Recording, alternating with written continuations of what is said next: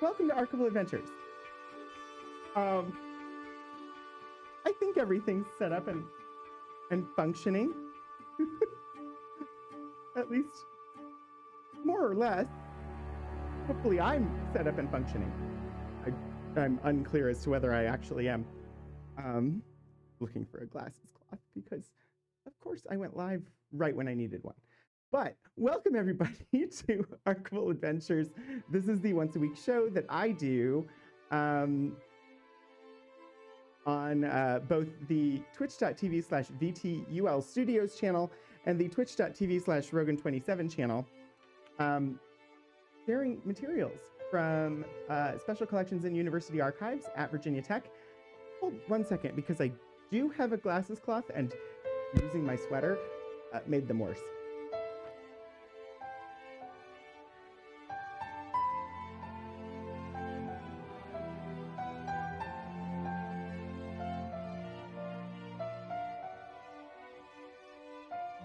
Anyway, Mike is slightly quiet. Okay, I will,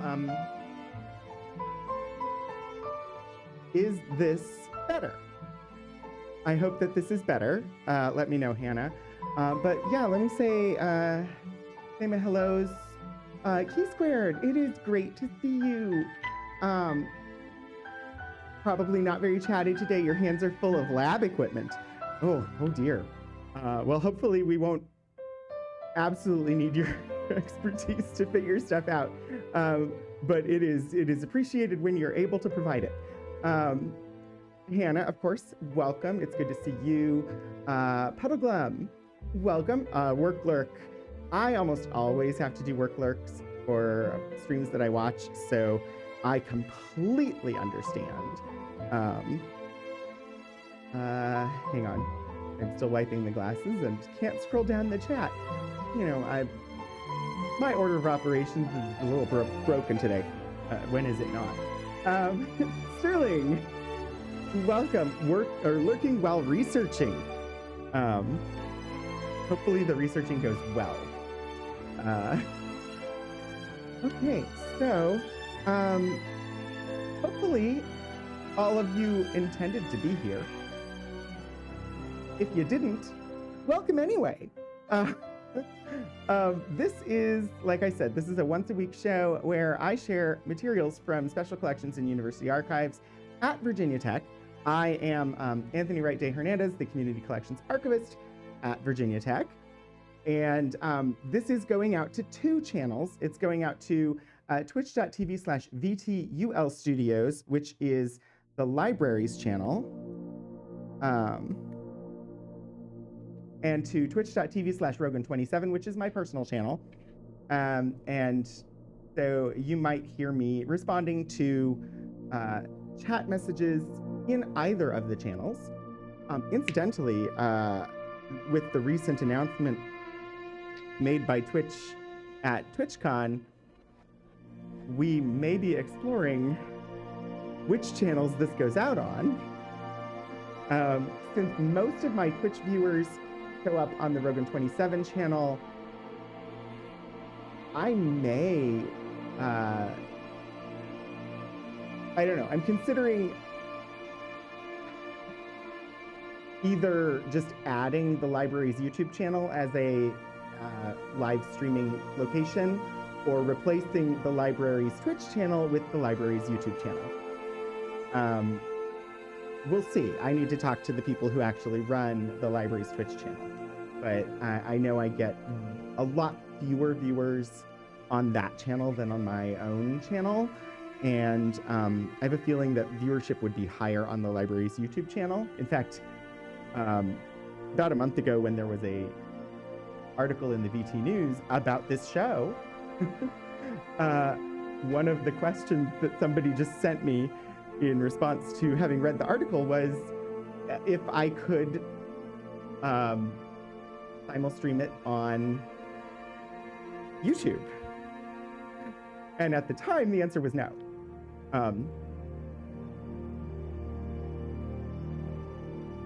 Because that wasn't an option.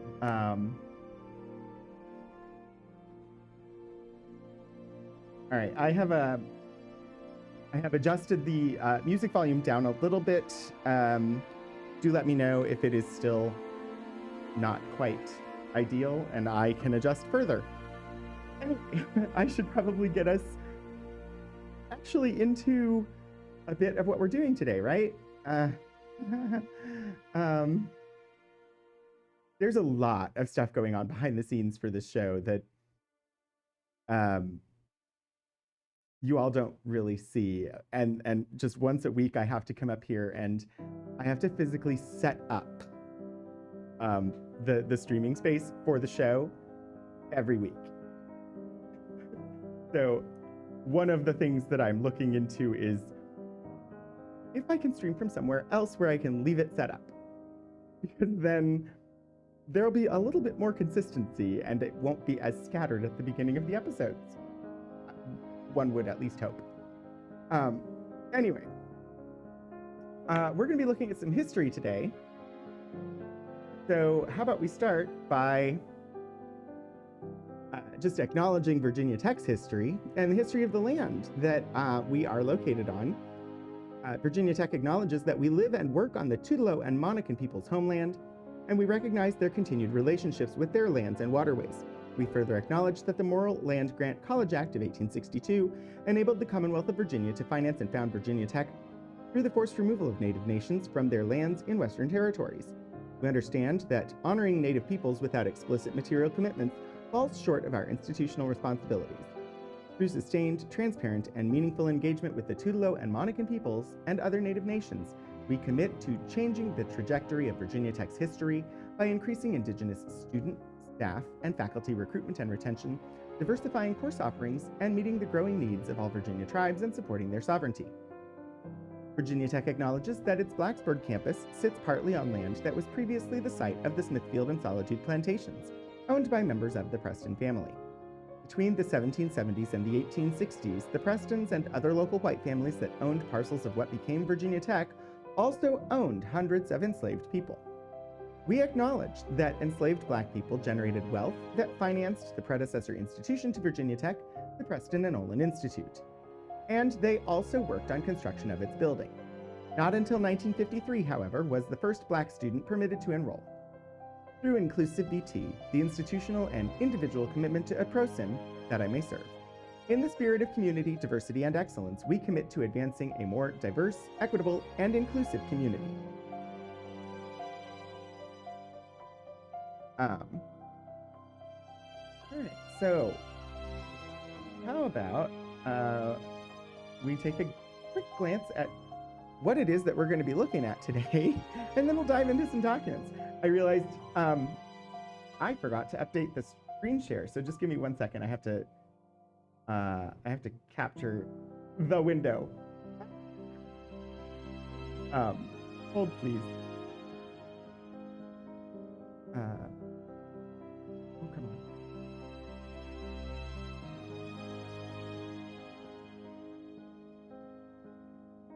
Derp, derp, derp, derp.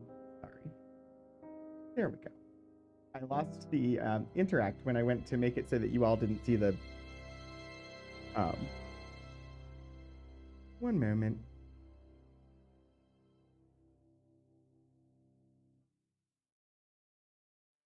Yes, window capture.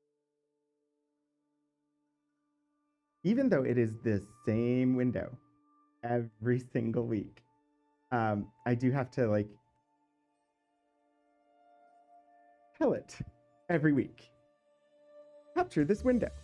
But, yeah, I just forgot to do that today.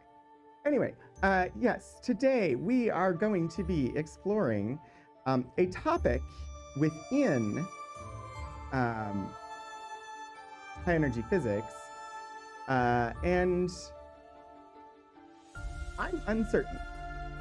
So I pulled up the records of the Office of the President, T. Marshall Hahn Jr., which I think is actually the right one, in which case the link in chat is wrong. Hang on 1 second. I'm going to double check.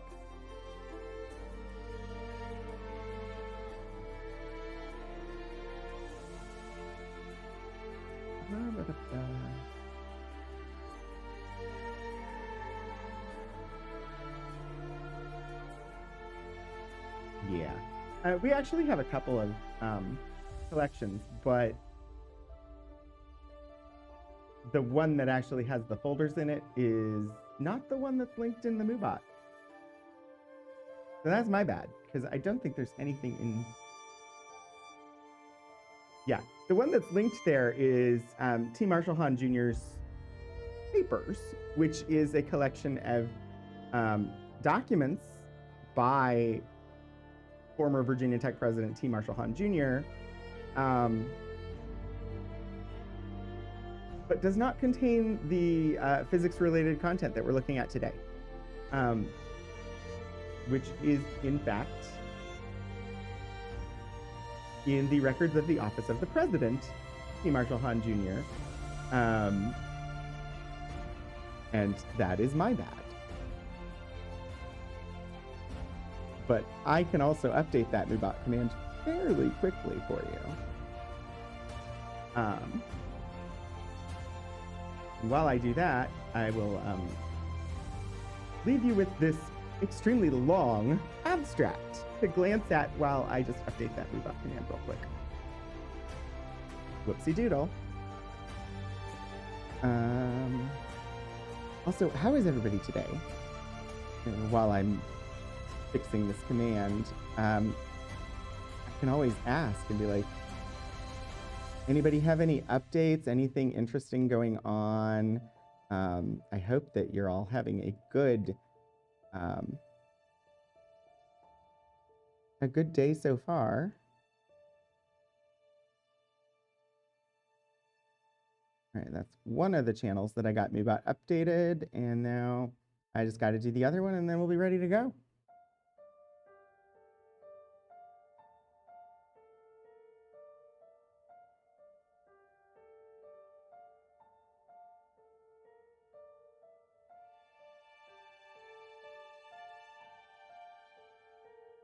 Okay, they should both be updated and have the correct link in them now once they get reposted. But so basically, we pulled some documents out of the papers of T. Marshall Hahn Jr., who was Virginia Tech president from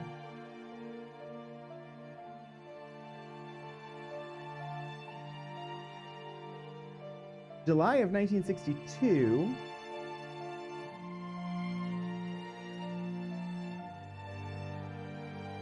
until January of 1975. I had to quickly skim the biographical note. And it was during that time that Virginia Polytechnic Institute became known as Virginia's land-grant university, like a little tagline there. And also changed names to Virginia Polytechnic Institute and State University. Incidentally, around that same time, started going more regularly by the moniker Virginia Tech instead of Virginia Polytechnic Institute, or VPI.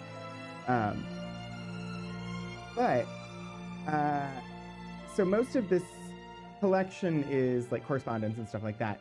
The stuff that we're particularly interested in today is Virginia Tech was not a nuclear-free zone. Virginia Tech, in fact, had nuclear accelerators and both a training reactor and a full criticality reactor on campus, and was a part of the Oak Ridge Associated Universities. And so we're going to be looking at the materials related to Tech's involvement with the Oak Ridge Associated Universities. There are a number of folders from the T. Marshall Hahn papers. There's also one folder here from, it looks like, Dr. Richard Zallen's papers. So I'm not honestly familiar with Zallen, so I'm going to look him up and we'll see who he is real quick, and then we'll dive into some documents.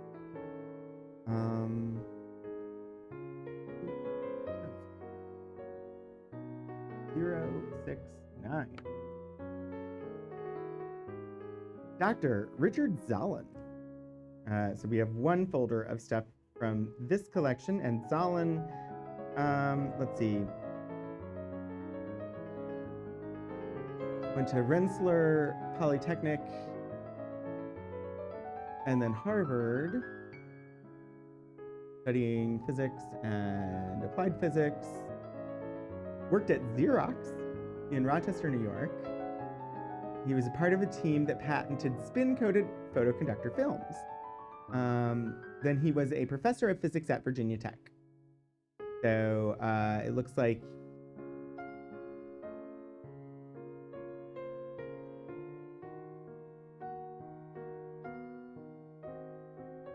based on the dates listed here, he would have been a professor here after 83. But he was a fellow of the American Physical Society in the mid-70s.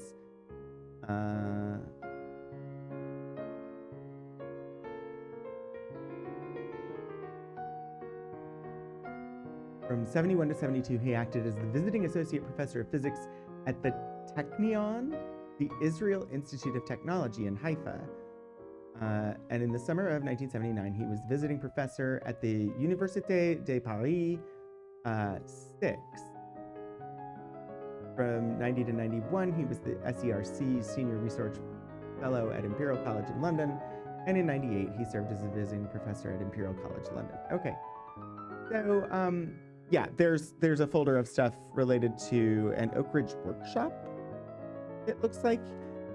So yeah,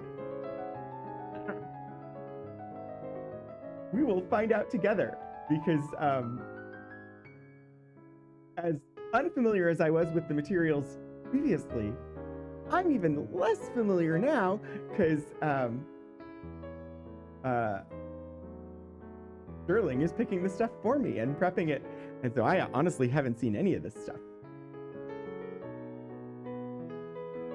We will at some point actually look at stuff about the nuclear reactor, though, which I am much more familiar with, but only because I did a blog post about the nuclear reactor.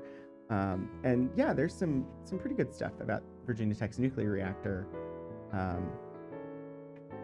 So I think would make a good episode, and surprisingly, we haven't done that episode yet. All right. This is the first folder here.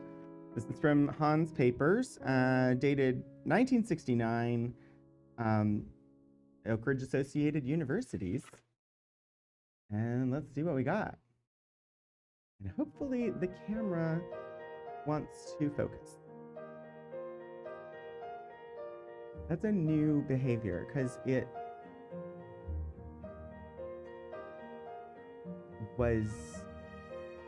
it's always been good at focus, but last week it started being less good at focus.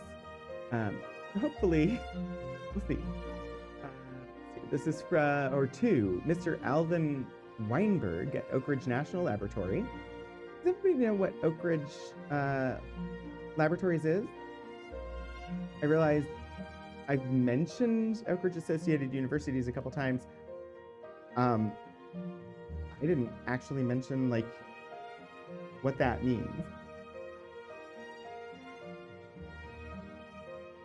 I'm sure some of you here know, but Sterling, absolutely. If you want to share, please do. I'm still gonna pull up the Oak Ridge Associated University's website. But yeah, if you have a decent explanation to drop in chat, I'm happy to receive it and share it with others. This is the Oak Ridge Associated Universities today. And they talk about, let's see, ORAU offers comprehensive expertise in the study of occupational exposures. From epidemiology studies to organizational culture evaluations, ORAU offers a comprehensive approach to helping customers focus on the occupational health and safety of workers. We provide continuous management of multiple large federal health surveillance programs and have published more than 60 epidemiologic investigations related to occupational and environmental exposure. That sounds very different than what it was in the 60s, but let's see. For more than 75 years, we have helped our customers advance their mission by providing science, health, and workforce solutions. Through our specialized teams of experts and a consortium of more than 150 universities, we connect the right people and resources to help our customers solve our nation's most challenging issues. So, not a whole lot in the broad overview of today that is specifically nuclear physics. Okay, from Sterling. Oak Ridge Associated Universities were a group of universities that worked in nuclear energy. Virginia Tech, University of Virginia, and Virginia Commonwealth University were all members at the time of the research for this. You typed that on your phone, Sterling? Oh my gosh, I would not have prompted you to, if I'd known you were on your phone. Thank you. I'm gonna click on the history of the organization, and let's just see. For more than 75 years, we read that's the same blurb as was on the main page, but the Oak Ridge Institute for Nuclear Studies, which would later be named Oak Ridge Associated Universities, was incorporated by the state of Tennessee on October 17, 1946. On the same day, ORINS hosted the first ever meeting of the Council of Sponsoring Institutions, which included representatives from 14 Southern research universities. The Oak Ridge Institute of Nuclear Studies, ORINS, was established after a suggestion by ORNL physicist Catherine Way. Dr. William Pollard, who was named ORIN's first executive director, successfully built the necessary support of both the federal government and 14 Southern schools to earn a charter of incorporation from the Tennessee Secretary of State. ORINS would remain the name of this organization until 1966, when the board of directors decided to rename the institution Oak Ridge Associated Universities to better reflect the role that the member universities played with this growing organization. And so you can see on the map here, Virginia Tech is not listed. They link out to Catholic University, to UVA, it looks like University of Kentucky, Vanderbilt, UT Austin, Louisiana State, Tulane, University of Alabama, Alabama Polytechnic, Georgia Institute of Technology, Emory, University of North Carolina, University of Tennessee, and Duke University were the first 14, it looks like. Hi, Nauseum. I do like the bonk emote. Oh gosh. Oh wait, those are Outer Wilds emotes, aren't they? Those are so cool.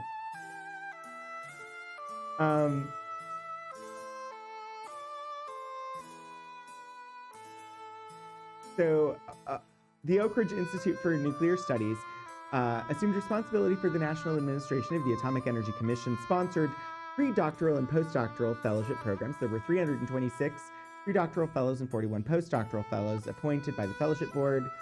And then it talks about recent years. Atoms for Peace. Oh, that's a great picture. We talked about Atoms for Peace last month. Yeah, the font is perfect, Nauseum. Atoms for Peace being President Dwight Eisenhower's program to explore peaceful uses of the atom, which led to Virginia Tech having a nuclear reactor on campus. Let's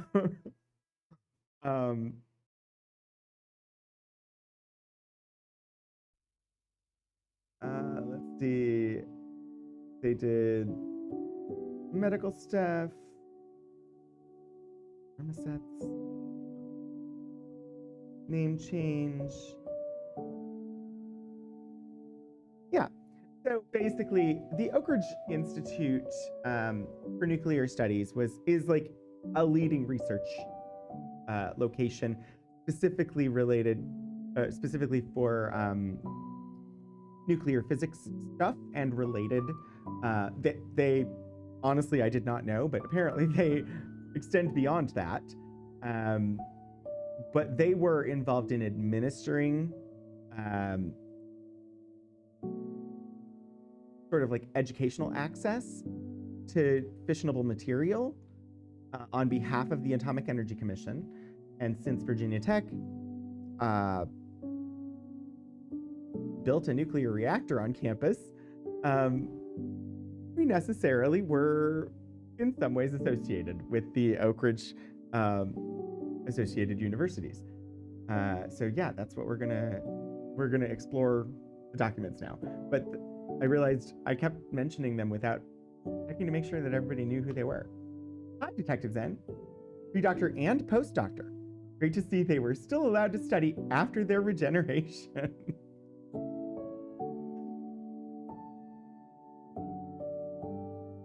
I don't know how many regenerations they would have had, but yeah. Okay, so this is to Alvin Weinberg, Oak Ridge National Laboratory, Union Carbide Corporation, Nuclear Division. Interesting. There must be some public-private partnership type stuff. He's being addressed at the Oak Ridge National Laboratory with a company name, a corporation name. So that's interesting to me. Dear Mr. Weinberg, thank you so much for your good letter of November 22nd advising that Mr. Douglas E. Cameron of our Department of Mathematics continued his association with the Isotopes Division of the Oak Ridge National Laboratory during the past summer. You were thoughtful to write, and it is gratifying that Mr. Cameron could participate in and contribute to the research programs of the Oak Ridge National Laboratory. I am sure that he was able to profit from the experience, and that as a result, he will be able to make an even greater contribution here at VPI. So, you know, a copy of a letter that President C. Marshall Hahn sent. Let's see.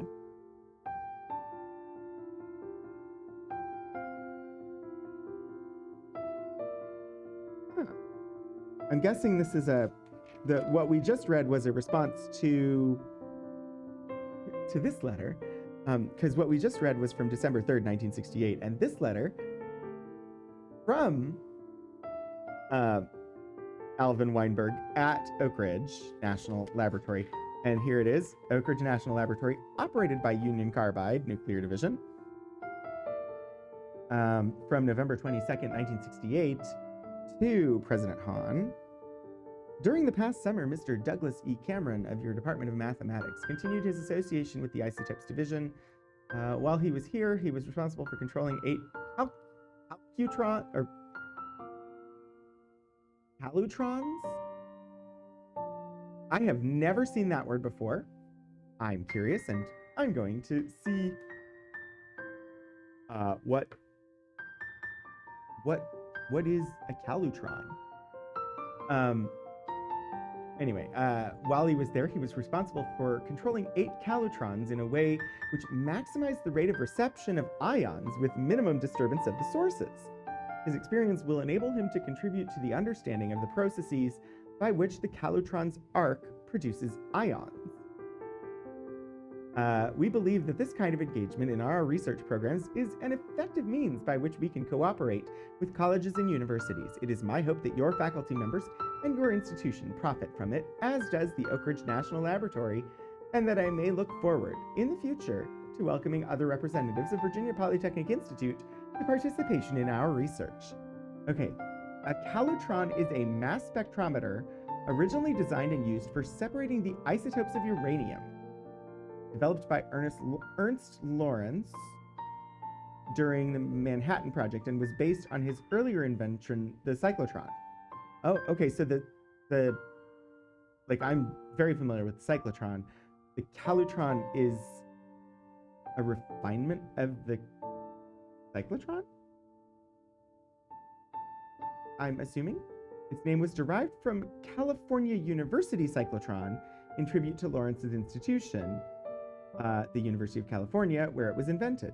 Calutrons were used in the industrial scale Y-12 uranium enrichment plant at the Clinton Engineer Works in Oak Ridge, Tennessee. The enriched uranium produced was used in the Little Boy atomic bomb that was detonated over Hiroshima on 6 August 1945. Type of sector mass spectrometer, an instrument in which a sample is ionized and then accelerated by electric fields and deflected by magnetic fields. The ions ultimately collide with a plate and produce a measurable electric current. Since the ions of the different isotopes have the same electric charge but different masses, the heavier isotopes are deflected less by the magnetic field, causing the beam of particles to separate into several beams by mass, striking the plate at different locations. The mass of the ions can be calculated according to the strength of the field and the charge of the ions. During World War II, calutrons were developed to use this principle to obtain substantial quantities of high-purity uranium-235 by taking advantage of the small mass difference between uranium isotopes. Interesting. Hi, Blue Rooster. I'm glad that you find them interesting. I do too, which is, like, I don't know, doing this show lets me actually look at some of the stuff that I would otherwise not really have a reason to look at. So this show is as much for me as it is for everybody else.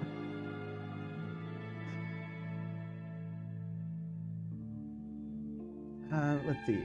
Oak Ridge Associated Universities, from William Pollard, Executive Director, to the Board of Directors, October 9th, 1968. Dr. Gross has asked that I send this letter of October 1 from Dr. Seaborg to you in advance of the board meeting. Be an agenda item at our meeting next Monday. Also enclosed is a copy of ORAU's Affirmative Action Plan. Interesting. Which was prepared in May 1968.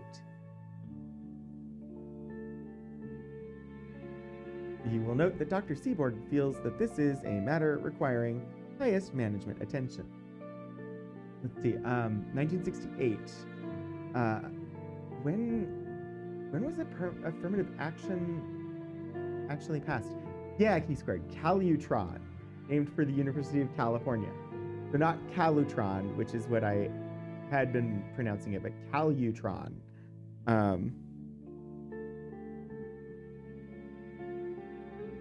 I'm just curious because this is probably like near the beginning.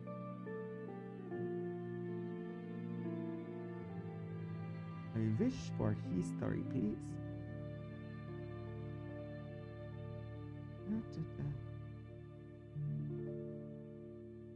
I mean, yeah, its roots are in Reconstruction. Yeah.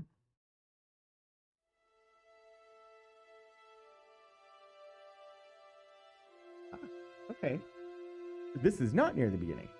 So technically, the affirmative action started in sort of a legal sense with the National Labor Relations Act, better known as the Wagner Act, in 1935. Much older than I thought. It was part of FDR's New Deal. I honestly did not know that. One of the better parts of this show is that I learn things.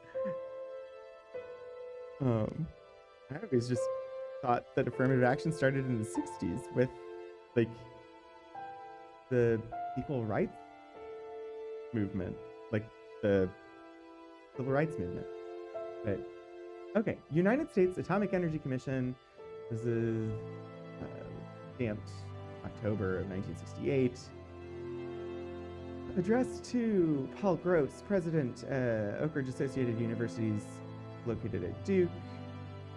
Dear Paul, the many industrial and educational organizations which operate the Atomic Energy Commission's plants and laboratories are meeting some of the most difficult scientific and production challenges that can be imagined. They push into the frontiers of basic science. They solve engineering problems with dedication and enthusiasm. They harness knowledge and skill to move advanced and exotic ideas into effective programs and hardware. Their beneficial contributions to the fundamental sciences and to the nation's defense cannot be measured. Yet, even as we acknowledge these management successes, we must recognize and meet a new challenge that has arisen, which faces all Americans, affirmatively providing equal opportunity for employment and advancement without regard to race, religion, color, or national origin. The management abilities, which are being so abundantly and skillfully applied to science and engineering, must include within their focus affirmative action programs to help meet these important societal goals. For these reasons, I am writing to top management of AEC's principal installations to let you know of the strong commission support for affirmative action programs now underway, and to encourage additional management emphasis on expanding such programs. So, before I continue, we're at 1968, so this is the Lyndon Johnson administration.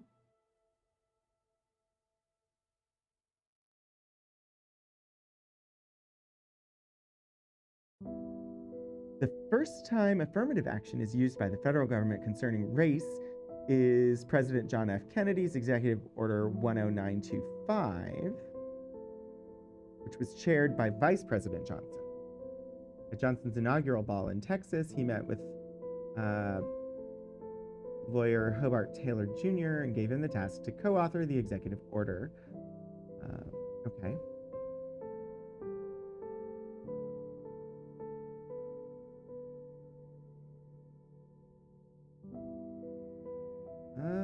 Looking to see.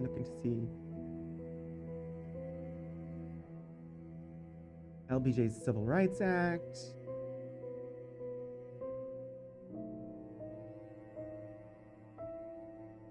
Title VII of the Civil Rights Act aimed to end discrimination in all firms with 25 or more employees. Another provision also established the Equal Employment Opportunity Commission. So,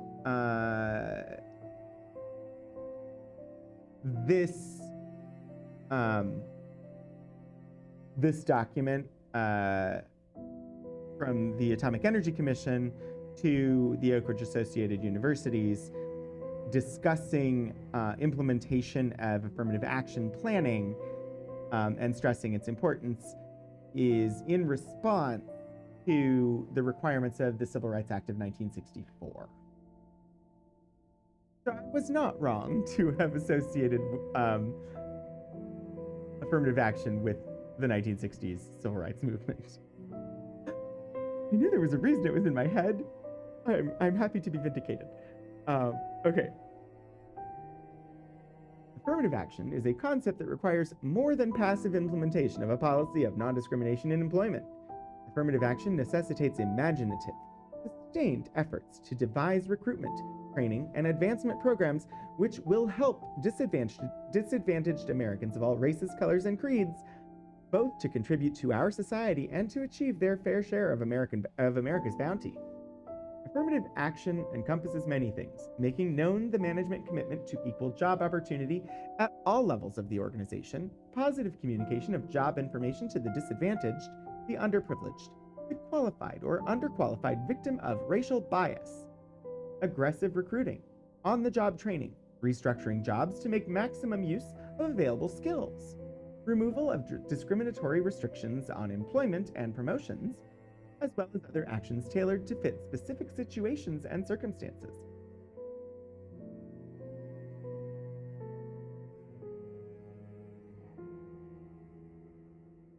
That paragraph feels like it could be written today about what we need to do better. Oh boy. Interesting. I previously in the high energy physics series, I think the second one, the one we did in February, which was, I believe, the second time we were looking at the Rochester conference, we focused specifically on some women physicists who were quite renowned for their keynote presentation at, I believe I want to say it was the 5th Rochester conference, but I might be wrong about which conference it was. It was the Rochester conference. I just might be wrong about it being the 5th. Might have been, but it was sometime around then. I want to say Suramith. Great. I remember her first name. Come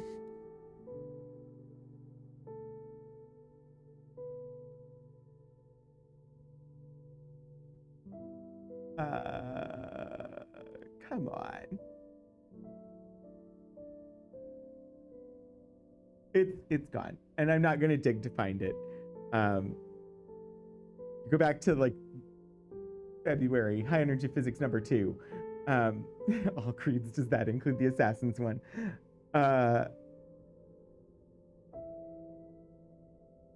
Is it Haber? Something like that?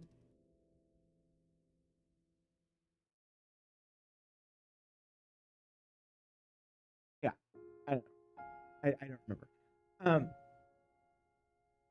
Anyway, so we saw women highlighted, but we also, just looking at the guest list, there were people from all over the world, and some of the prominent physicists weren't white men. So it feels like affirmative action kind of important in the field of physics, as illustrated by the documents that we've already looked at over the course of doing this series. Because some of the groundbreaking theories did not come from white men.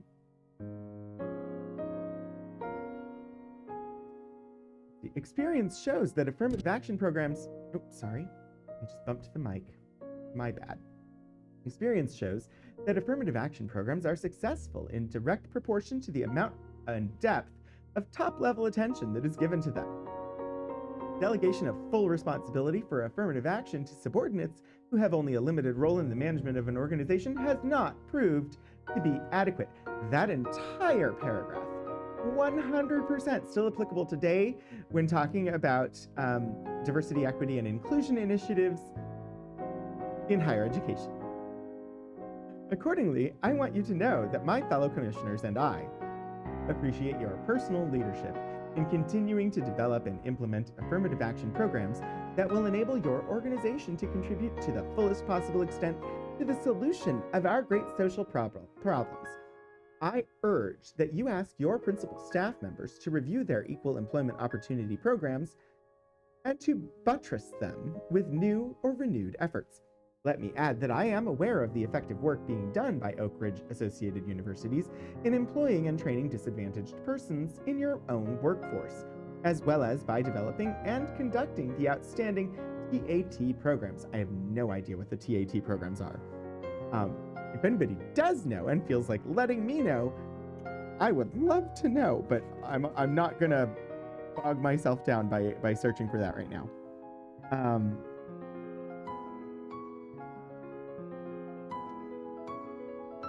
Okay, so is this just a... Yeah, okay, so there's just 2 copies. The same letter with like... And then we have, oh my gosh, we have the Oak Ridge Associated Universities Affirmative Action Plan from 1968. Then, I know that we're all 13 on the internet, but yes, I said buttress. Oak Ridge Associated Universities, a private nonprofit education and research corporation, practices equal treatment of all persons regardless of race, color, sex, creed, or national origin in all aspects of its programs and operations. Policies and practices comply with applicable state and federal law and conform to the contract requirements with the Atomic Energy Commission and arrangements with other supporting agencies. Equal employment opportunity is assured by continued attention and action by the association and its staff. Following is a summary of the Affirmative Action Plan for Equal Employment Opportunity carried out by the association. Our policy of giving equal treatment to all persons regardless of race, color, sex, creed, or national origin is regularly stated to management and supervisory personnel, to employees, to other organizations, and to the general public through formal and informal communications such as staff meetings, employee handbooks, publications, recruitment and placement literature, and advertisements. The status of our activity and ways and means to achieve the national goal of equal opportunity in the association are discussed among our staff. New ideas are considered and implemented. Special efforts are made to recruit and employ Black people as vacancies and new positions occur. Thank you for dropping historical terms in the chat. In addition to the normal types of recruitment, id est newspaper advertising and campus visits, a number of special sources of Black applicants are pursued.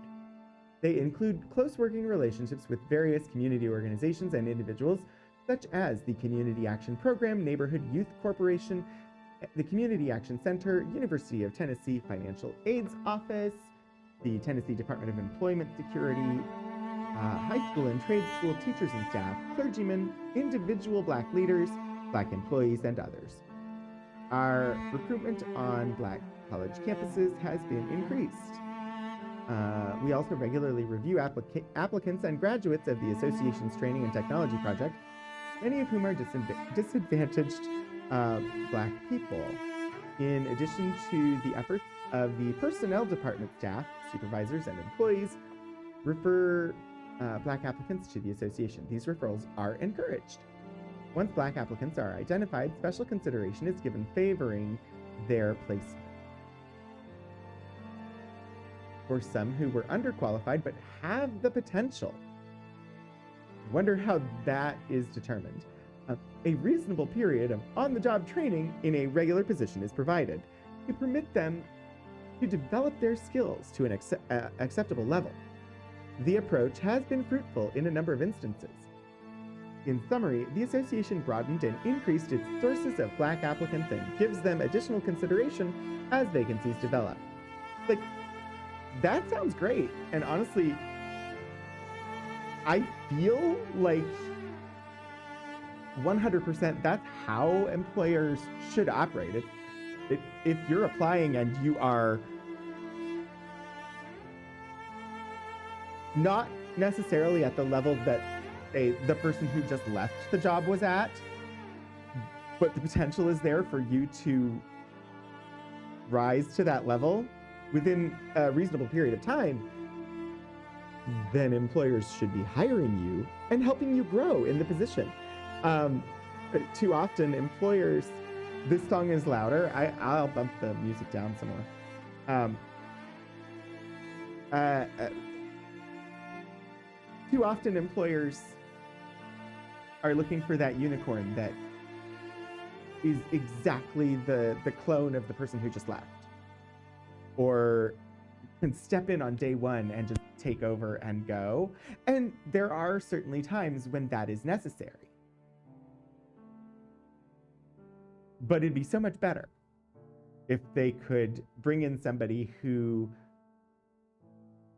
is going to be able to grow into the position, because somebody learning how to do it is going to see opportunities to refine and change the process and possibly improve how it's done, that somebody who already knows how to do it isn't going to see. There are benefits to having somebody step in and like grow in the position. The more and more I see and hear about the workforce at large, the more and more I'm glad that I'm self-employed. I can understand that. Also, it looks like Twitch is going to be playing 3 minutes of ads on us here in just about a minute. So we'll go on break for a couple of minutes here shortly, and then we'll return and continue going. But now that they're scheduled, I know when they're happening, and I can not have content happening during them. Let's see. A number of temporary training positions, approximately 1% of total employment, were established and filled on a trial basis to give disadvantaged persons with potential and opportunity for training and experience necessary to qualify for regular employment, either with the association or other employers. Since inception last November, trainees have been appointed in clerical, electronic, and animal caretaking positions. 2 Black people who completed the training were given regular positions on our staff. Program will be continued within the financial resources of the association. Additional funds could permit limited expansion of the number of trainees. All right, it looks like the automated ad break is about to start. So we'll hop to the Be Right Back screen, and I will see you in a couple of minutes.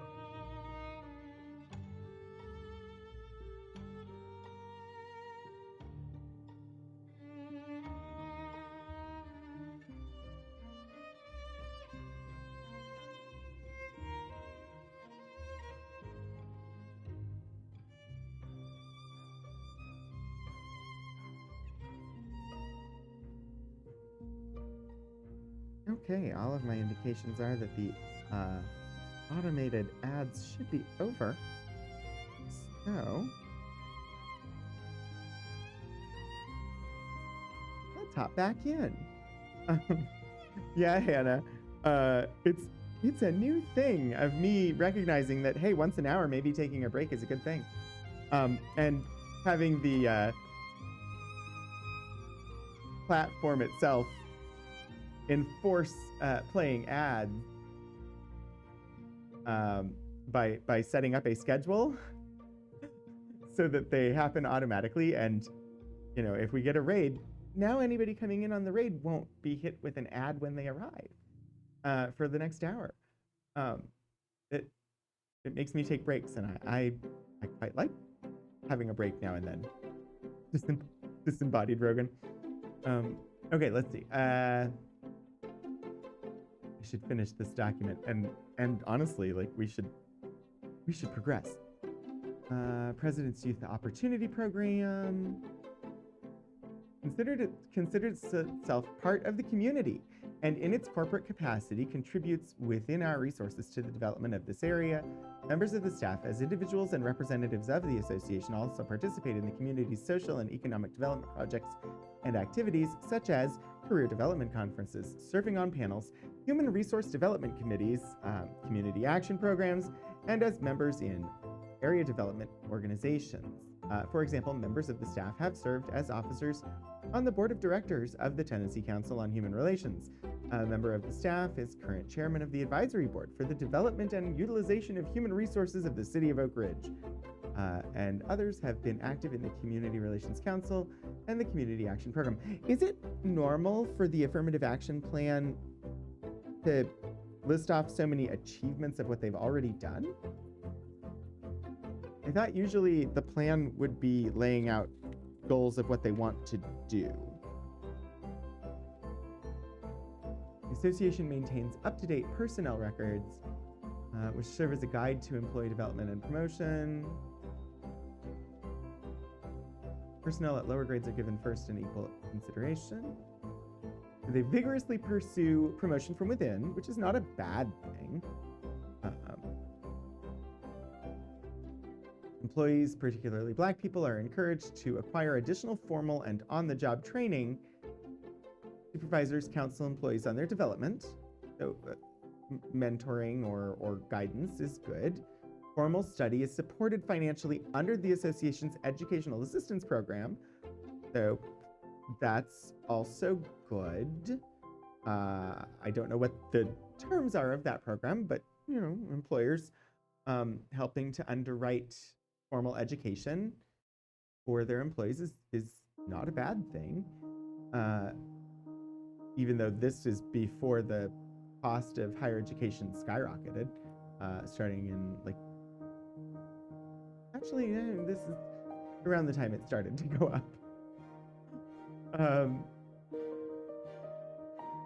I love the employees are encouraged to acquire additional formal and on-the-job training. That's great. And my initial response to that was, and how are you helping them to do that? And then they talk about, you know, they financially support it. So that's good. Association has two employee organizations, the ORAU Club, which sponsors and conducts social affairs for its members, and the ORAU, Employees Federal Credit Union. Both organizations give equal treatment to all employees. No activities are scheduled at places which do not permit attendance by all employees and their families. So no racially exclusive country clubs. A large number of Black employees regularly attend. Credit union business is conducted on a non-discriminatory basis. The recreation program of the association is conducted within the EEO framework. All employees are notified of recreational programs and events and are asked to participate each time an activity is started or renewed. Oh, that would be exhausting. Sorry. The association has a mixed bowling league in which Black employees bowl on a regular basis. Again, they keep talking about all the things they've done. What are their plans? This is supposed to be the Affirmative Action Plan. It says Affirmative Action Plan, but so far it's like a list of the things they've already done. That would be my criticism of it. Employees and summer appointees are given assistance in locating temporary housing. Nice. Boy, we could use that today. Only landlords who do not discriminate against persons because of race, color, sex, creed, or national origin are listed with us. Our pursuit of this policy led to the integration of local dormitories and other rental property. The city now has an open housing ordinance. The association developed and implemented a demonstration training and technology project designed to train the unemployed and underemployed, particularly Black people, for skilled positions in such fields as electronics, drafting, machining, and other industrial arts in an industrial organization. 28 Black people graduated from the program and have been placed. 61 Black people are currently in training. Plans are to expand, broaden, and develop new and related programs based on the initial demonstration project. A Black person has been employed to recruit Black applicants for the training program. It is expected that a second Black person will be employed on a part-time basis to assist him with the recruitment. It is also planned that these recruiters will refer personnel to the association for its regular positions. And then as part of our plan, we will continue to seek out and implement new programs and activities, either on a trial or continuing basis, which will assure equal treatment and opportunities of all persons and which will help the economically and socially disadvantaged.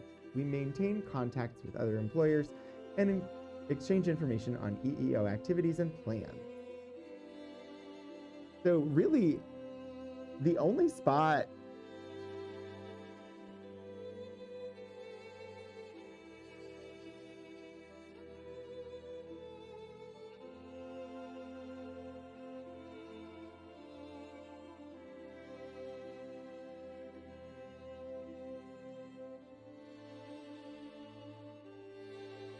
So in number 3, they suggest additional funds would be useful to add additional trainees. They don't say they're going to do that, but and otherwise they don't really say anything they're planning to do until number 11, when they say they might hire a second part-time person to help with recruiting more Black people. And then number 12 is like, as an afterthought, they say, oh yeah, we're going to continue to seek out and implement new programs. Otherwise, this entire plan is just a list of, hey, look, we did all these great things, aren't we so wonderful? But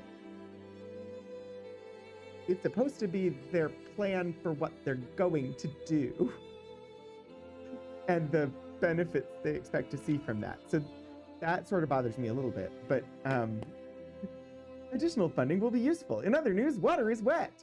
Indeed, Detective Zen, indeed. Although all the things that they say they did are good.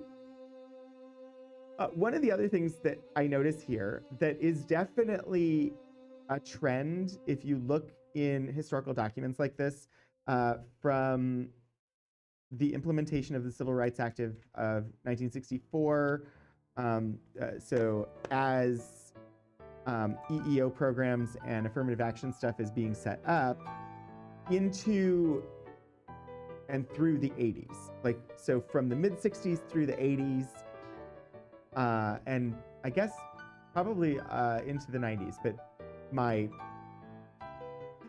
in my head, I'm definitely sure that it's there all through the 70s and into the 80s and basically through the 80s, is every time that they're talking about affirmative action, every time they're talking about diversity, and they use broad terminology to talk about diversity,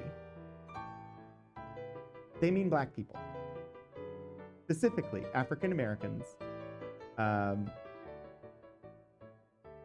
They do not mean people of Asian descent.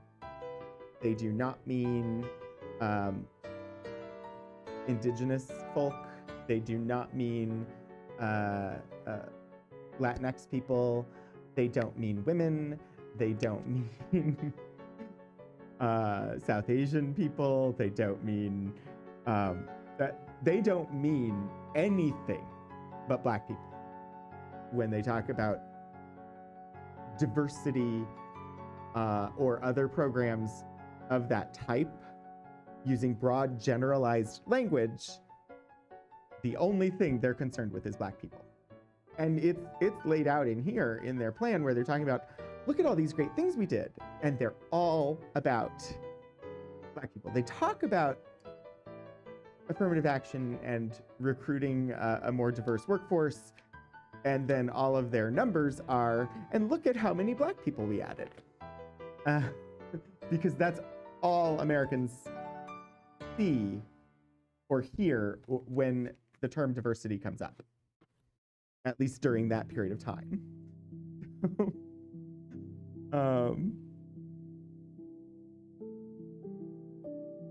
Let's see. Oh gosh, what happened?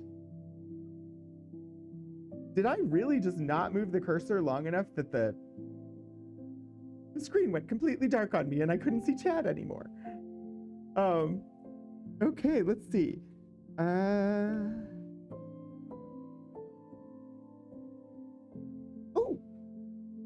Welcome in, Whimsies.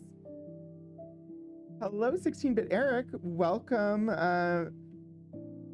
It's great to have you all joining. If you are new here, I am Anthony Wright de Hernandez, otherwise known as Rogan27 in the Twitcherverse. And I'm the Community Collections Archivist at Virginia Tech. And this is my Wednesday program where we explore materials in special collections and university archives at Virginia Tech. Today is the last Wednesday of October, which means it is a high energy physics day, because starting in January, I started a series on the last Wednesday of every month where we were looking at materials specifically related to high energy physics. So today we are looking at stuff particularly about the Oak Ridge Associated Universities, and supposedly also about Virginia Tech's involvement with such, but we just finished going through a 1968 Affirmative Action Plan by the Oak Ridge Associated Universities, which was really, really interesting. So yeah, welcome in everybody. And I am streaming to 2 Twitch channels, so it's possible you'll hear me respond to chat on the other channel that you don't see, although generally the channel that you all have arrived on is the one where most of the viewers are. But yeah, and if anybody is here who does not already follow 16-bit Eric, you should follow 16-bit Eric, because Eric is an absolutely wonderful person, wonderful streamer, a great storyteller, an expert on tabletop role-playing games, and the League of Whimsy, his community, is just a joy. So I definitely encourage you to pop in over there and give a follow if you have not previously followed. I moved the cursor and Eric rated. I know, Detective Zen. So let's see.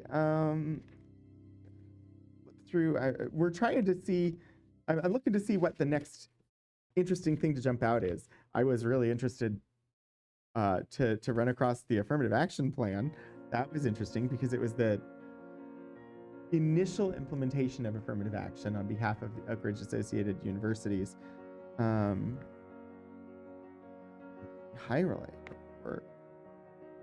And there are additional folders too. Like that's why I'm skipping past some things, because I don't want to get super bogged down.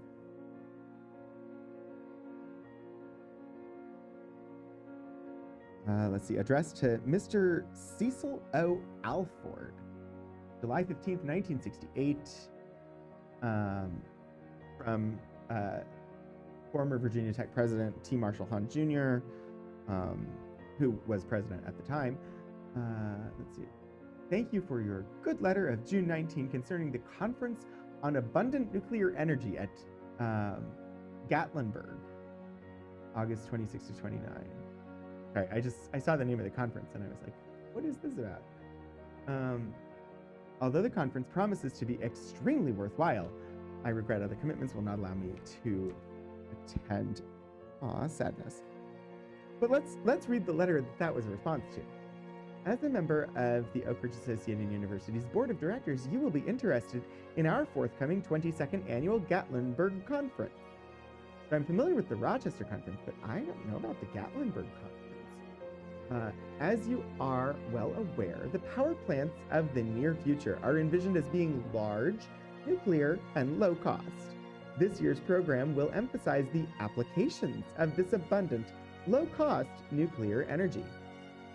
Mr. Floyd L. Culler, Assistant Director of Oak Ridge National Laboratory, has formulated the program, which is enclosed. We already have acceptances from 17 of the speakers and are actively recruiting those remaining. In addition to the outstanding technical program, I also want to call to your attention the panel discussion, the effects on university engineering programs of abundant nuclear energy. It is hoped that there will be a lively interchange of ideas between academic, industrial, and scientific administrative personnel concerning the implications of this new facet of engineering achievement. An additional highlight of the conference will be the banquet address by U.S. Senator Howard H. Baker Jr. I hope to see you in Gatlinburg for the 22nd Annual Conference Abundant Nuclear Energy.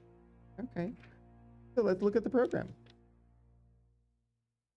Because I was not familiar with the Gatlinburg Conference. The first time I've heard of it. Although, it's not like I studied nuclear physics or anything. Indeed, I have not.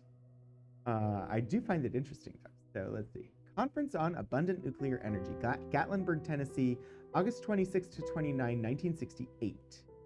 Presented by Oak Ridge Associated Universities in cooperation with the U.S. Atomic Energy Commission, Oak Ridge National Laboratory. All right. Mountain View Hotel, Gatlinburg, Tennessee. I'm going to zoom in. I just wanted to get like the overall shot initially.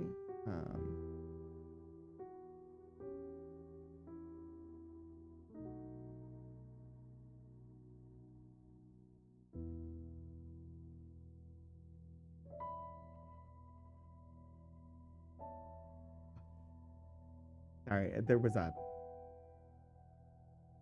aggressive distraction on one of my screens.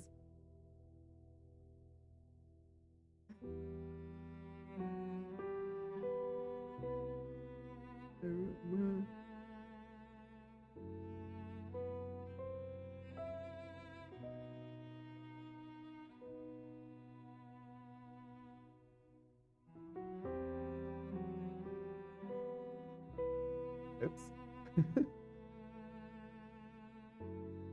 Okay. Sure.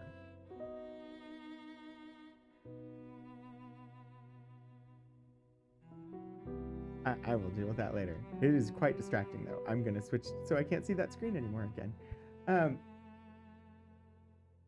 This conference will focus attention on the applications of abundant low-cost nuclear energy. It will explore effects of effects of new energy costs on energy-intensive processes and the large-scale uses of process heat from large nuclear power stations. Discussions will cover aspects peculiar to nuclear energy power plants, application and independence from fuel sources, the cost-size relationship, and the cost-energy demand relationship. The conference is designed to generate interest, leading to possible cooperative research and development between engineering departments of universities and industry, and interest for curriculum development incorporating the concepts of abundant low-cost energy in future engineering education programs. Reception and banquet. Speaker for the banquet will be U.S. Senator Howard H. Baker Jr. of Tennessee. Ladies are invited.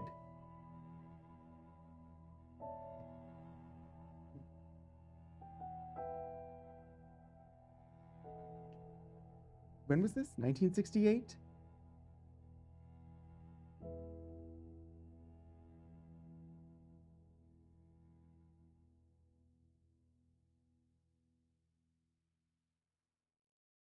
Yeah, I suppose, given the social structure of the time, noting that ladies were invited was necessary?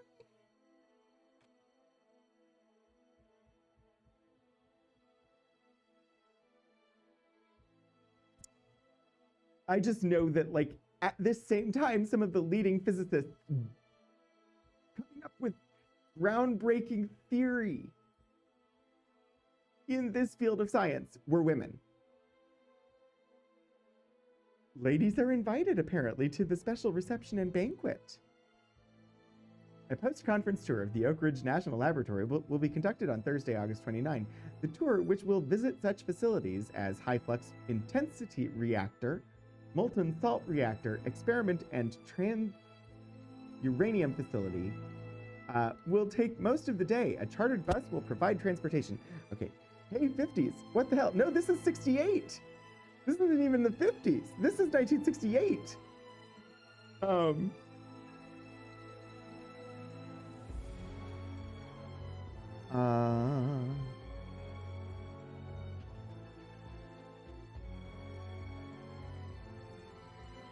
High flux intensity reactor.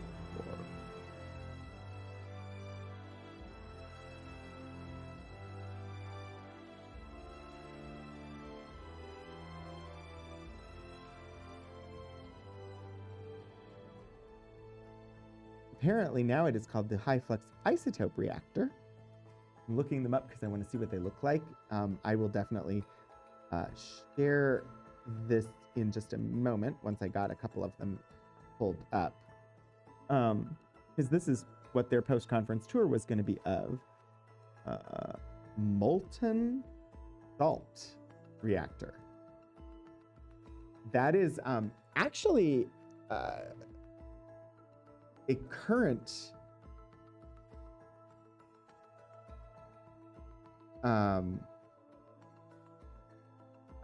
a current area of research for battery power storage today is molten salt.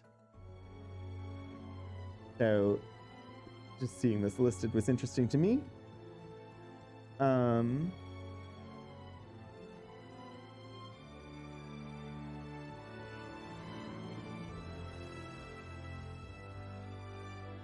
Experiment and transuranium facility.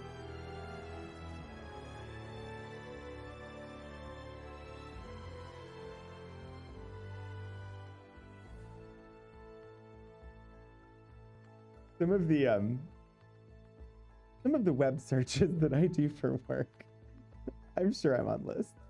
Anyway, so we'll look at this in just a second. Let's see. All regular sessions of this conference will be held at the Huff House, Mountain View Hotel, Gatlinburg, Tennessee. Gatlinburg is located in the Great Smoky Mountains, approximately 45 miles from Knoxville. The community can be reached by limousine service from Knoxville Airport and from downtown Knoxville.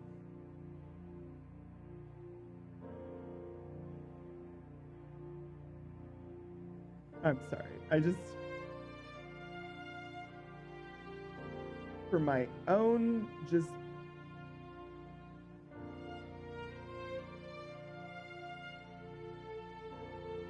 yeah, this is what I thought.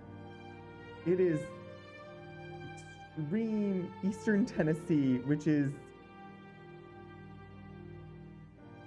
super poor mountain region where, like, the local community really, really poor, and yet limousine service from the airport. Let's see. Those planning to attend are urged to pre-register by mailing attached pre-registration form. Upon receipt of the form, we will forward a reservation request from the Mountain View Hotel. Like, I get that that's just where this is located, but like, that part of Tennessee just struggles to fund education for the people that live there.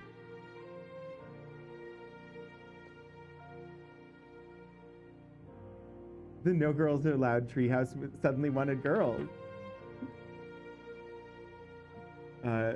Makes it sound like they wanted ladies there, so they had something pretty to look at. Not that men can't be pretty, but that would have been frowned upon. Yeah. Imagining the utter waves of disdain from Professor Wu at Columbia when she read this. Yeah. And then went back to completely rewriting quantum theory. Ladies are invited. Exactly, Key Squared. That's why I had that reaction, because, like, leading scientists in this industry at this time were women. And so noting ladies are invited just seems just so completely condescending to the people who were doing groundbreaking research. And then there's the schedule of stuffs. So on Monday morning, August 26th, it looks like we had, or they had, rationale for low-cost nuclear heat and electricity, presented by J.A. Lane. Energy and heat-intensive processes, presented by J.M. Holmes. In the afternoon, production of basic chemicals, hydrogen-oxygen production by electrolysis and competition. John Mrochek. Agricultural chemicals, ammonia by Glenn Blauen. Phosphorus, M.M. Strickland. Chlorine caustic, John Curry. Acetylene by Walter Lobo. And I love the session names. Acetylene.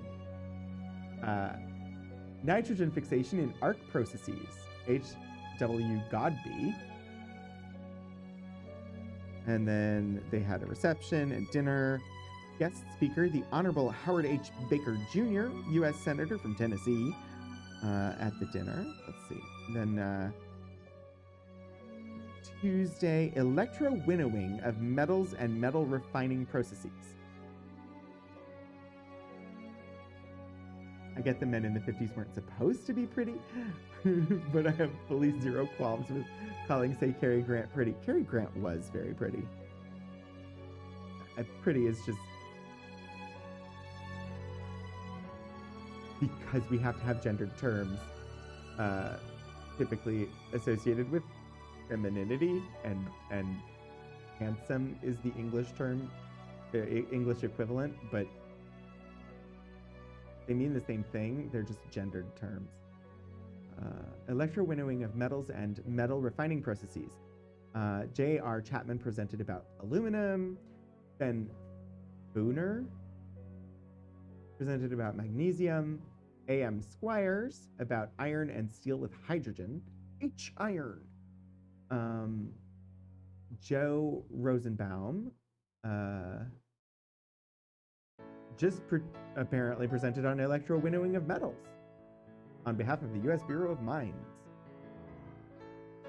In the afternoon, productive uses of process heat. C.C. Burwell on desalting. Harold Hout on pulp and paper. A.J. Miller on space heating in urban environments. I. Spivak. Why do I know that name? Treatment of sewage and urban waste. Spivak. Why do I know the name Spivak? W.C. Yee on marine chemical recovery. And then the final day, new applications of electricity in the process and metallurgical industries. John Bocris was presenting on topic to be selected. Wayne McCrae, topic to be selected, and Walter Judah, topic to be selected. And then in the afternoon, they had a panel discussion, the effects on university engineering programs of abundant nuclear energy. Curriculum, government cooperation, research, other, and industrial cooperation. The panelists being William Kerr, Chairman, University of Michigan, R.L. Murray, North Carolina State, Glenn Murphy from Iowa State, A.L. Babb of the University of Washington. And then they had the optional tour the day after. You don't know why I know the name Spivak?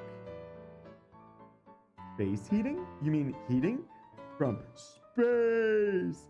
Pedal Climb, I'm not sure. It's entirely plausible. Also, hi, Shadows of Light. Okay, so I'm gonna do a quick search just to see. Let's see. I Spivak.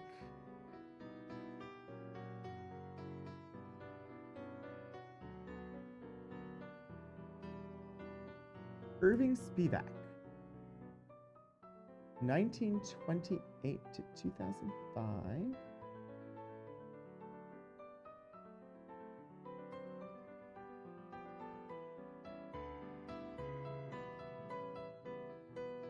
Nuclear desalination.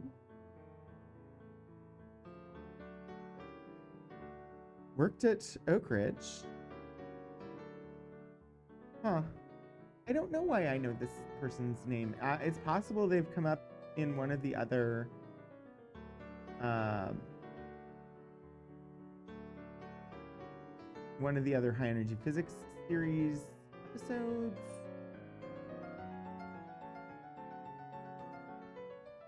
Or that they were mentioned at some point in something that I watched, read, or listened to that had something to do with the history of atomic energy, because it's a topic that I have definitely encountered quite often in the histories and fictions that I listen to and read. So Irving Spivak was active in that field, so it's possible that I've heard the name before. Topic to be selected? Do you mean I'm making up as I go along? My guess, Blue Rooster, just based on other nuclear physics focused conferences, based on what I know from the Rochester conference and like the Moscow conference and other things like that, that were contemporaneous to this conference. These are the speakers.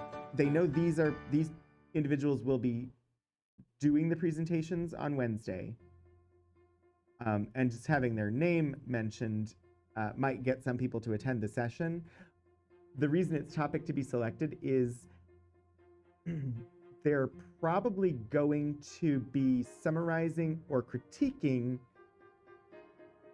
Did you all see the balloons? Because I have no idea where they came from or what did I imagine those? I have no idea what that was. I don't know where they came.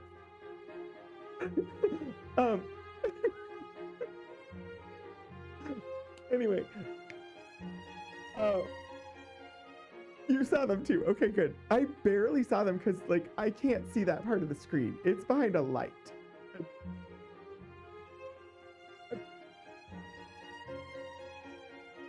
That isn't on the test. Yeah, it was like balloons that went from the bottom to the top of the screen behind me. So something about OBS decided that balloons needed to go on that source, and I don't know why. Anyway, what I was saying was it's likely that on that Wednesday, those three presenters are expected to summarize and provide commentary on the presentations from the previous 2 days. So their topic to be selected is because they aren't going to have any idea what they're presenting about until they've attended their sessions on the previous 2 days. And I know other physics-focused conferences of this time period had on the final day experts within the field that would summarize and provide commentary on what had been presented at the conference. So my guess is that that's probably what's going on here, but I don't know for certain. I did want to, because their final day was supposed to be, they had the optional tour, I have pulled up them stuff from the Oak Ridge National Laboratory about the things that they were going to go see on the tour. Makes sense, but I like to think they were going to ad-lib physics stuff. I mean, it's entirely possible that they were also going to ad-lib physics stuff because these people are just that intelligent. So the high flux isotope reactor, one of the places that they were going to be visiting on the tour, which it's the high flux isotope reactor today, but back then it was apparently called something else. The high flux intensity reactor. So it looks like there's a little video. I can make the video happen. Maybe. Let me pause the music. I do not know if this will work.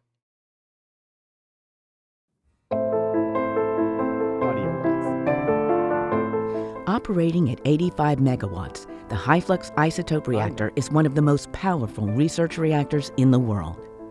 It was built in 1965 to produce transuranic isotopes, heavy elements such as curium and californium. Today, its mission also includes neutron scattering. Researchers use neutrons to study energy and the properties of materials at the atomic scale. Neutrons are ideal probes because they're deeply penetrating, non-destructive, and highly sensitive to light elements such as hydrogen and lithium.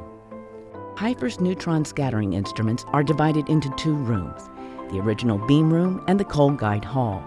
The beam room instruments feature thermal neutrons, with energy ranges primarily used to study condensed matter and engineering materials.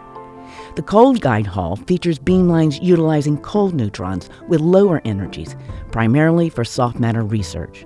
Neutron diffractometers are used to provide structural information about a material, including the distance between atoms and how they are arranged. Whereas diffraction tells us where atoms are, spectroscopy tells us what they do by measuring, for example, molecular vibrations or quantum excitations. Small-angle neutron scattering measures structures on the nanometer to micrometer scale, critical to understanding many complex quantum and biological systems. Oh, it was really loud. See, I couldn't hear the video at all. So I didn't know it was really loud. I'm sorry. Anyway, the high flux isotope reactor, whatever they shared with you in that video, hopefully it was informative, if loud. It completed in 65, operating at 85 megawatts. Steady-state neutron beam is the largest reactor-based neutron source in the United States. Thermal and cold neutrons produced by HFIR are used to study physics, chemistry, materials science, engineering, and biology. So this was their first stop on the optional tour if they wanted to go on the tour. Was this reactor? Apparently, I'm guessing this facility is where the reactor is, this building here. It was very, very loud. I'm so sorry. I didn't know, and I couldn't. So yeah, I will have to figure that out. Oh wow, yeah, gosh.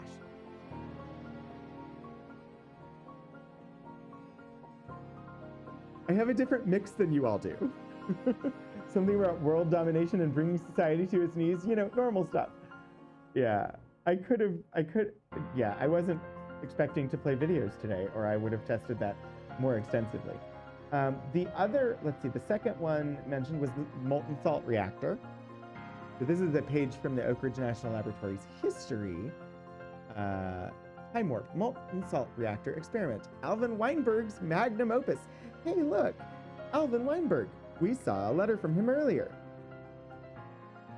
The molten salt reactor experiment achieved its first self-sustaining nuclear reaction on June 1st, 1965.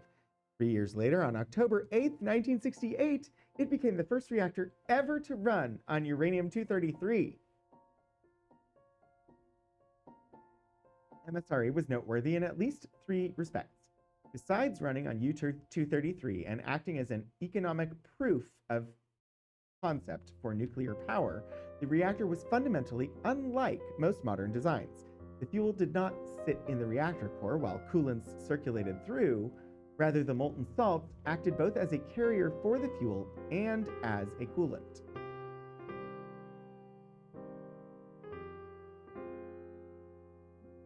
Cool. So this is interesting. So the conference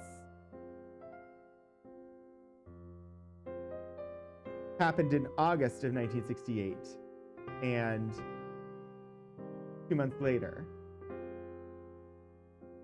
actually just over 1 month later, because the conference was at the end of August and the breakthrough was at the beginning of October. So just over 1 month after this conference, when people could go on the optional tour and see this reactor, it became the first reactor to run on U-233. I'm not going to play the video because apparently now I know that the videos play extremely loudly, and I'm just not going to subject your ears to that. But if you want to go to the Oak Ridge National Laboratory website and look up history of the molten salt reactor, there's a video there.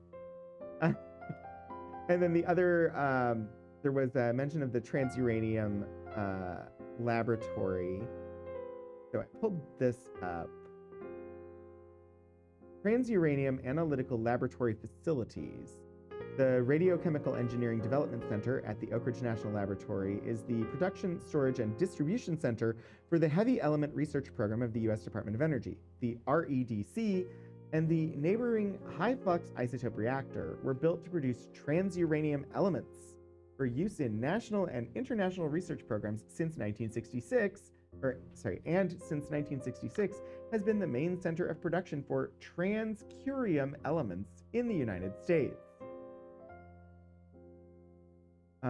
The Transuranium Analytical Laboratory's unique combination of infrastructure and expertise allows its members to accommodate the demands of supporting multidisciplinary projects like ORNL's PU-238 production program.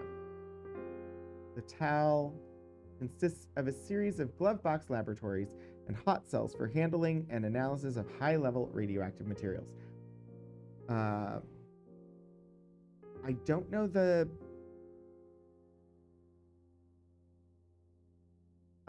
element Pu.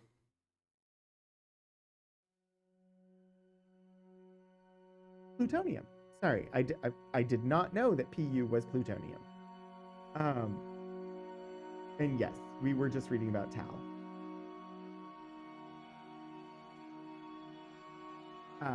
Okay, let me see here.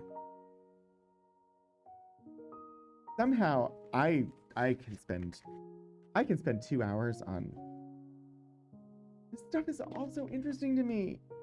All of it. It's just too interesting. I've had so much fun. But we're so close to like out of time. We got through one folder. It was an interesting folder. Honestly, 1968 nuclear physics, super interesting time. But I also had like a folder here from 1973. I don't know how interesting it would have been, but I don't know that we're gonna find out. 1965? What was the assurance of compliance with AEC regulation under Title VI of the Civil Rights Act? Ooh, more.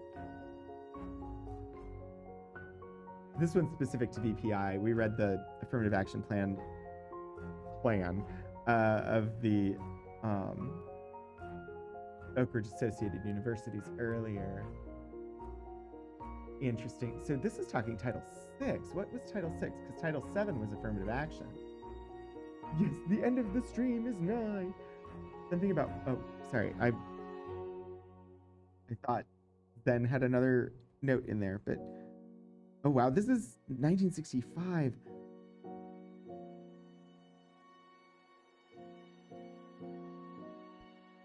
Oh, wow. Virginia Polytech, so this is, assurance of compliance with the Atomic Energy Commission regulation under Title VI of the Civil Rights Act of 1964. Virginia Polytechnic Institute, hereinafter called the applicant, hereby agrees that it will comply with Title VI of the Civil Rights Act of 1964 and all requirements imposed by or pursuant to the regulation of the Atomic Energy Commission, issued pursuant to that title, to the end that in accordance with Title VI of that act and the regulation, no person in the United States shall, on the ground of race, color, or national origin, be excluded from participation in, be denied the benefits of, or be otherwise subjected to discrimination under any program or activity for which the applicant receives federal financial assistance from the Atomic Energy Commission, and hereby gives assurance that it will immediately take any measures necessary to effectuate this agreement. So that is the agreement in principle that Virginia Tech would support the Civil Rights Act of 1964 and risk losing their financial support, which, given Virginia Tech's history, would have included access to fissionable material from the Atomic Energy Commission if they did not. That's really interesting.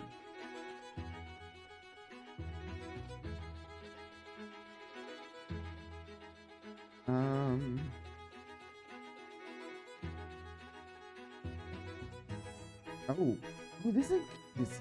There's so much interesting stuff.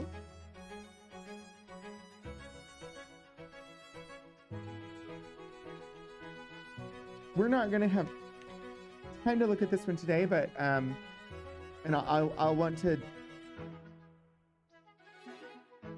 I will want to verify, but I'm gonna mark this folder as of interest when we look at the nuclear reactor, because I think it is specifically detailing amounts of fissionable material present at Virginia Tech.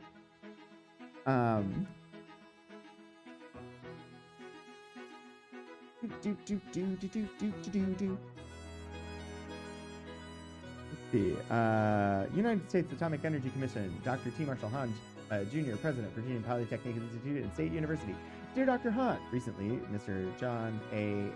Earlywine, General Manager, U.S. Atomic Energy Commission, wrote you concerning our need for talented college graduates.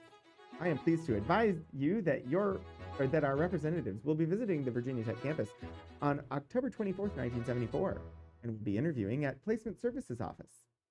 A copy of our recruitment brochure is enclosed. The Commission's college recruitment program is nationwide. We are recruiting not only for the Oak Ridge office, but for all other AEC offices. The graduates who are employed will be assigned to positions concerned with management and administration of the nation's atomic energy program. With the expected passage of legislation establishing the Energy Research and Development Administration, we will assume additional responsibilities for the management and administration of programs in other fields of energy, which will greatly increase the number of challenging opportunities for college graduates.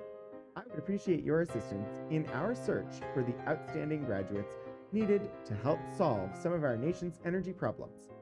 If I can be of further assistance to you or your students in meeting this request, please advise me. Signed, R.J. Hart, manager. So there's supposed to be a brochure.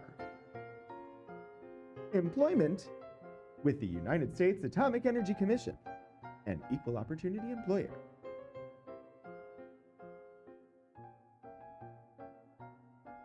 Contents. The AEC, what it is. How the AEC is organized. Organization chart. How the AEC does business. The AEC Future Outlook. Opportunities for recent college graduates. Law. Scientific and engineering. Management. Accounting. Geographical locations. General employment information. Your pay and benefits. And how to apply for employment with the AEC. Somebody pick one of those and tell me which one, and we will look at it. Which section do you want to see of this brochure?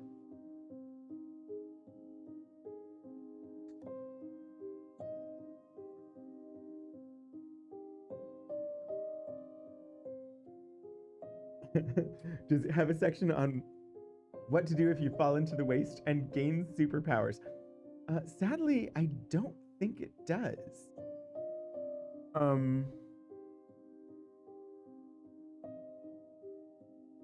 Yeah, strangely, that is not one of the sections in this recruiting brochure. I would think they would want to highlight the superpowers.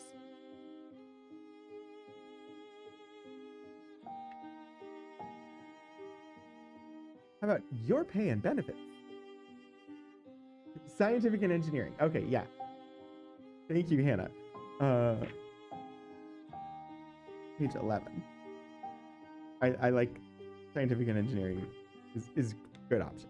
Scientific and engineering requirements. Bachelor of Science, Master of Science, PhD or equivalent in nuclear, chemical, electrical, electronics, environmental safety, fire protection, mechanical, or metallurgical engineering. A limited number of chemists, physicists, health physicists, and engineering physicists, primarily at the Master of Science or PhD level, undergraduate and graduate records should indicate reputable academic performance and participation in extracurricular activities. Interesting. You have to, your record has to show that you took part in extracurriculars. Interesting.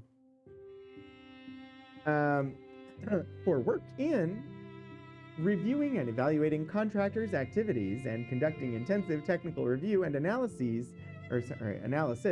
in such areas as chemical separation, construction of laboratories, reactor facilities, heating plants, power plants, environmental standards, fire protection, fuel elements technology, industrial safety, metallurgy of nuclear materials, nuclear fuel fabricating, handling and processing, nuclear rocket propulsion, pollution control, production of nuclear materials, quality assurance engineering, radiation effects, radiation hazards evaluation, reactor and nuclear safety, reactor design, reactor physics, reactor plant design, reactor systems analysis, base electric power, waste management. If that had not been me sight reading it, like as I went down that list, I felt like I was the narrator in one of those like televised local tech school commercials from, I don't know if they still show those. Honestly, I haven't seen commercials in years. But there used to be like there used to be television ads for local technical colleges, and they would list off names of programs like that. Waste management must have something about superpowers. I suppose possibly. So the images here, we have Bobby Joe Davis, health physicist at the Chicago Operations Office, answers a contractor's question regarding Atomic Energy Commission safety requirements for nuclear facilities. Mr. Davis received his Bachelor of Science in Chemistry and Physics from East Tennessee State University and his Master of Science in Physics and Public Health Education from the University of Tennessee. And then the image on the upper right, George W. Benedict, General Engineer, Oak Ridge Operations Office, is reviewing engineering drawings with a senior-level staff member. Mr. Benedict received a Bachelor of Science in Civil Engineering and a Master of Science in Industrial Management from Clemson University. So, interesting. Cool. Cool. I do want to take one quick moment to just glance at the Zallen Papers, because they're here. The third annual workshop of the Consortium for Nanostructured Materials. October 14 to 15, 1994, Pollard Auditorium and Meeting Center, Oak Ridge, Tennessee. Nanostructured materials? Are we talking like...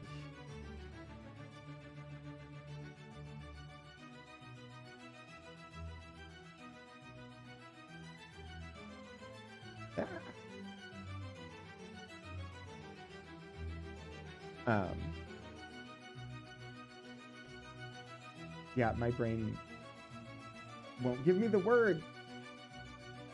Nano. Fiber. Anyway, whatever. I'm sure somebody in chat knows what I'm thinking and can give me the word, but my word won't give me words, or my brain won't give me words right now. This was sponsored by Oak Ridge, Associated Universities, and Virginia Commonwealth, and the Oak Ridge National Laboratory.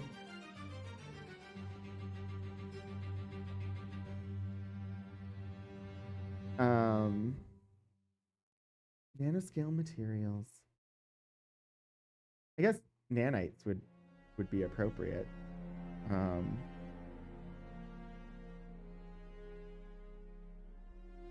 I was thinking more cables, but designing cluster materials, density functional based investigation of cluster reaction barriers, and fullerene assembled polymers.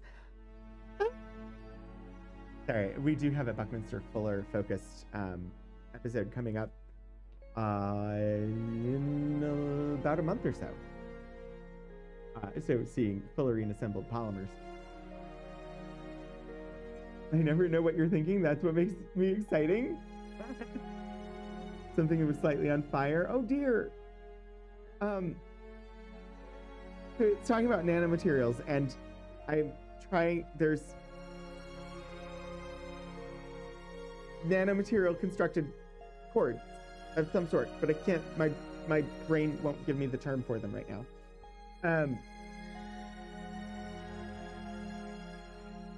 Mixed alkali halide nanocrystals. Some of these paper titles sound really interesting. This one from P.S. Amadi and M.A. El Said, the dynamics of formation and evaporation of mixed alkali halide nanocrystals, a case of comparable lattice energies. It just sounds really interesting. I would understand half of it, or if I was lucky. Carbon fiber is what I was trying to think of. My brain would not give me the term carbon fiber. Anyway, computational nanotechnology. That sounds amazing. Oh gosh, there are abstracts for these things. Carbon nanotube fiber. Yes, Key Squared. That is exactly what I was trying to think of. And for some reason, my brain just wouldn't give it to me.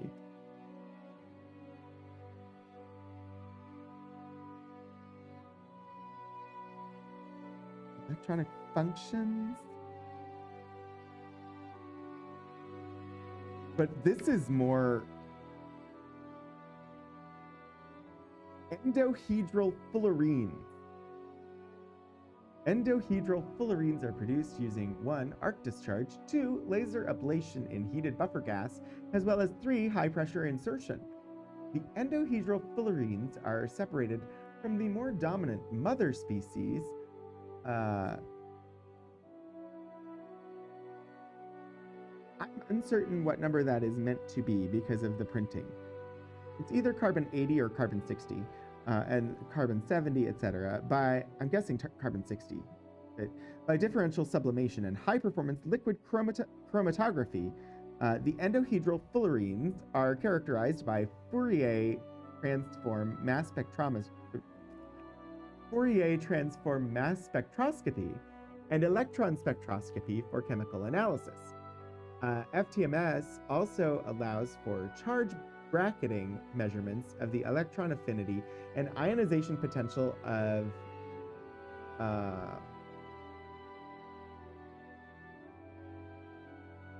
argon at carbon 60, which not surprisingly is the same as that for carbon 60. I'm not sure what the at symbol is in there, so I'm sure argon at carbon 60 is not what's meant, but whatever. Sample was supplied by the group of Saunders and Cross, Yale University, ESCA. For some of these species will also be presented. This is really fascinating, and we don't have time to really explore it, but yeah, this is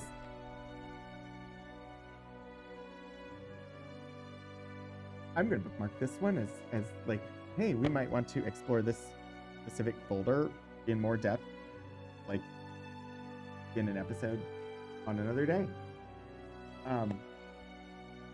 Anyway, I do need to wind down and end the actual like stream, sadly, because it is almost 15 minutes past the time that it's supposed to end.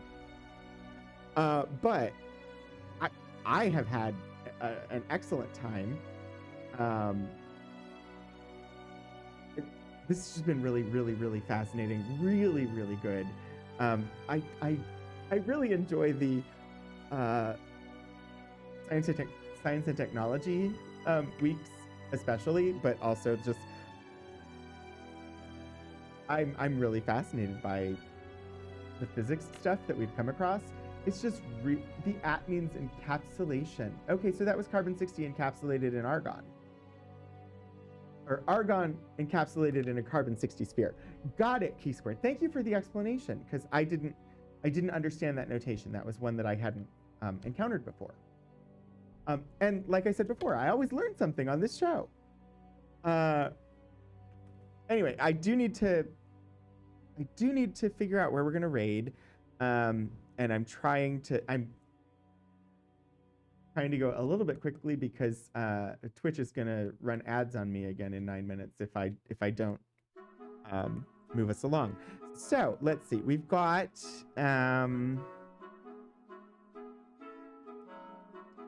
looks like the jellyfish cam is on for the Monterey Bay Aquarium. That's an option.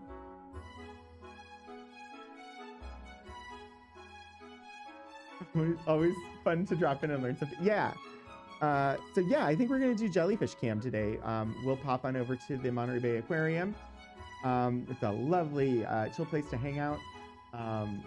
You've got really good live camera feed from their jellyfish camera. And so we'll head on over there. Next week, on November 1st, the episode is called Game Night. And we have scoured the collections to find games. Because next week in the evening is the library's game night, where we host board game and tabletop role-playing game activities for the campus. So since that's happening that evening and we've got the stream earlier in the day, I figured let's look through the archives and see what can we find that are games. And so that's what we're going to do next week. All right, I'm going to set up the raid and we'll pop on over to the Monterey Bay Aquarium. Thank you all so much for joining me. I hope that I will see you soon for another Archival adventure, or possibly if you want to stop by for one of my video game streams when it's just me on my personal channel. Yeah, I hope I see you again soon. Until I do, keep exploring history.